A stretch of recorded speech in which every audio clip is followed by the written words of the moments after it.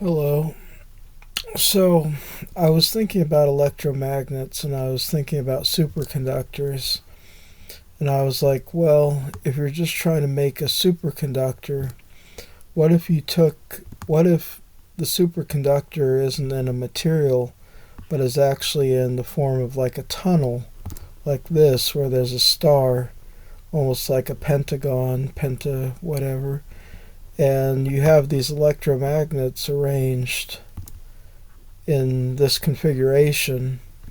Well, this tunnel right here, if they're connected to a power source, and if they're all, say, like all the same alignment, all the same pole, so you'd have like either the north or the south pole all on this side, and then same on this side. If that's all the north pole on the back side, then all these would be the south pole.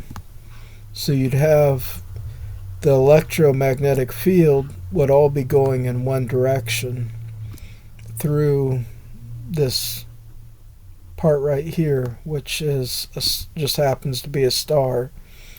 And you have that, so I don't know, if they were close enough together, maybe they'd have to be smaller dimensions.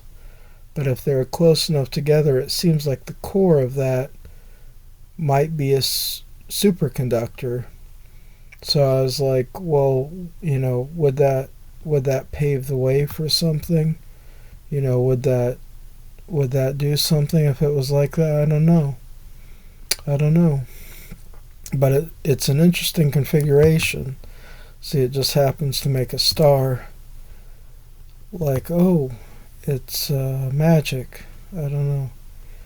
It's interesting, but well, I mean, if you could get one of these hooked up and you had a high enough energy source, then I was thinking maybe it would float around. I don't know.